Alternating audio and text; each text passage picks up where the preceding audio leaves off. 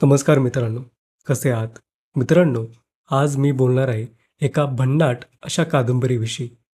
कल्पना करा की पंढरपूरच्या विठ्ठलाच्या मंदिरातून आपल्या महाराष्ट्राचा आराध्य दैवत मानला जाणारा विठ्ठलच एके दिवशी गायब झाला, तर काय नेमका गोंधळ उडेल? या अशाच भन्नाट कल्पनेचे बोट पकडून लेखक विनायक होगाडे यांनी फॅन्टसी सदृश्य कादंबरीची रचना केली आहे. आणि त्या कादंबरीचं नाव आहे विठोबा मिसिंग इन पंढरपूर. ही कादंबरी वाचताना मला खूप मजा आली. अगदी पहिल्या पानापासून ते शेवटच्या पानापर्यंत या कादंबरी वाचनाचा माझा प्रवास हा अद्भुत आणि खूप आनंदी होता.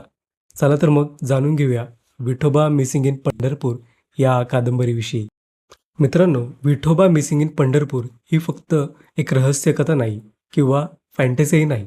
माझ्यासाठी हे पुस्तक म्हणजे इतिहास, संत परंपरा, सामाजिक वास्तव, प्रबोधन आणि काव्य यांचा अप्रतिम असा संगम आहे. या कादंबरीत विठोबा देवारात उभा असलेला देव नाहीये. तो स्वतःचं देवत्व बाजूला ठेवतो आणि एका सामान्य माणसाच्या रूपांमध्ये लोकांमध्ये येतो आणि माणसाचं जीवन जवळून अनुभवायला सुरुवात करतो. तो लोकांच्या दुःखात सहभागी होतो, त्यांच्या संघर्षांना पाहतो, त्यांच्यावरील जो काही अन्याय झालेला आहे तो सुद्धा अनुभवतो. श्रद्धा आणि अंधश्रद्धा या दोन्ही गोष्टी तो समजून घेतो आणि इथूनच सुरू होतो त्याचा एक विलक्षण असा प्रवास. विठोबाच्या या प्रवासामध्ये आपल्याला अनेक संत भेटतात. संत ज्ञानेश्वर, संत नामदेव, संत जनाबाई, संत एकनाथ, संत तुकाराम, संत चोखा, संत कबीर आणि अनेक विचारांच्या सहवासात ही कादंबरी आपल्याला घेऊन जाते. या विठ्ठलाच्या भेटी केवळ ऐतिहासिक नाही आहेत, तर या कादंबरीमध्ये प्रत्येक संत एक नवीन आपल्याला विचार देतो. यातील प्रत्येक जो संवाद आहे तो आपल्याला प्रश्न विचारतो. प्रत्येक प्रसंग आपल्याला स्वतःकडे बघायला शिकवतो. म्हणूनच हे पुस्तक वाचताना अनेकदा असं वाटतं की आपण फक्त वाचत नाही आहोत, आपण विठ्ठलासोबत हा प्रवास करत आहोत. या पुस्तकाचं मला सर्वात जास्त आवडलेलं एक वैशिष्ट्य आहे, तो म्हणजे लेखकाने उभा केलेला इतिहासाचा आणि समाजाचा एक विशाल असा पट आहे.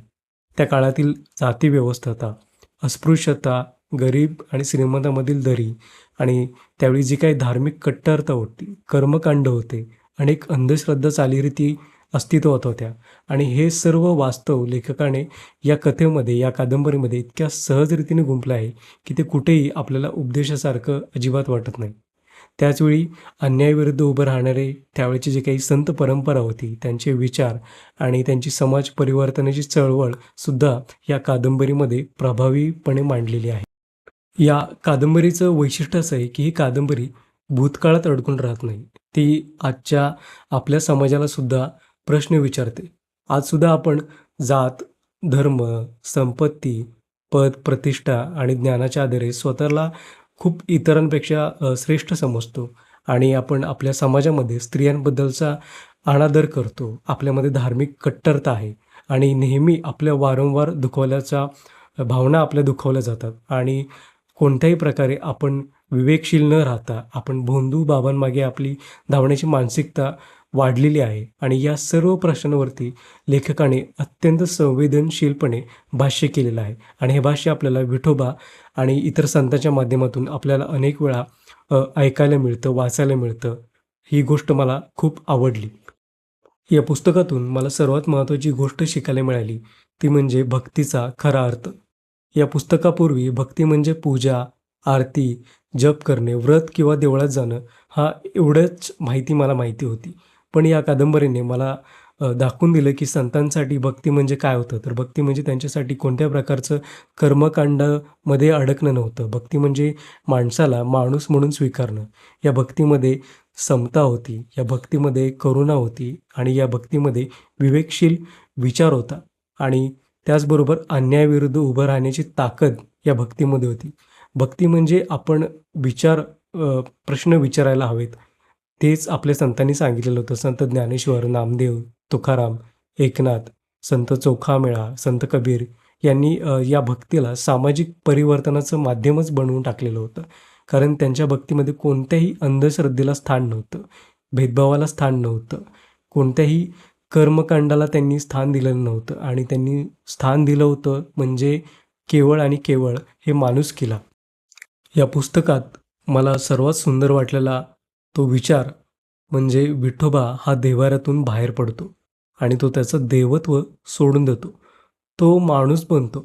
कारण देवाला स्वतःची पूजा करून घ्यायची नसते. त्याला माणसातली माणुसकी अनुभवायची असते. आणि त्यामुळे मला वाटतं, की हीच गोष्ट या संपूर्ण कादंबरीचा आत्मा आहे.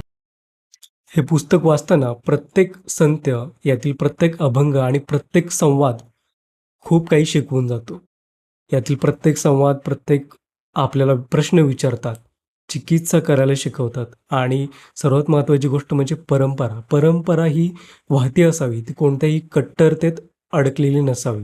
ही महत्त्वाची गोष्ट आपल्याला समजावून सांगतात आणि सगळ्यात महत्त्वाचं म्हणजे माणसाने माणसावरती प्रेम करायला शिकवतात. मित्रांनो, नुकतीच आषाढी वारी सुरू झालेली आहे. लाखो वारकरी विठुरायाला भेटण्यासाठी पंढरपुराकडे चालत जात आहेत.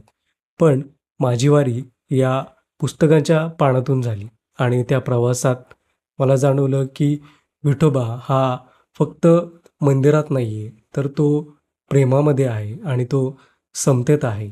तो विवेकात आहे आणि तो करुणेत आहे आणि सर्वात महत्त्वाचं म्हणजे तो प्रत्येक माणसांमध्ये आहे. आणि म्हणूनच माझ्यासाठी विठोबा मिसिंग इन पंढरपूर ही केवळ एक कादंबरी नाही आहे, तर हा स्वतःला नव्याने समजून घेण्याचा एक प्रवास आहे आणि यातील जी काही संत परंपरा आहे, या संत परंपरेने मला एक नवीन दृष्टी दिली, नवीन गोष्टी खूप काही शिकवल्या आणि माणूस म्हणून आपण अधिक संवेदनशील, अधिक विवेकवादी आणि अधिक समतावादी बनण्याचा प्रवास करायला हवा. आणि अशी खूप काही गोष्टी मला या पुस्तकातून शिकायला भेटल्या. जर तुम्हाला इतिहास, संत परंपरा आणि अनेक गोष्टींचा संगम अनुभवायचा असेल, तर ही कादंबरी ही तुम्ही नक्की वाचा आणि आजचा हा व्हिडिओ जर आवडला असेल, तर नक्की लाईक करा आणि आपल्या यूट्यूब चॅनलला देखील सबस्क्राईब करा. तोपर्यंत वाचत राहा, मस्त राहा. धन्यवाद.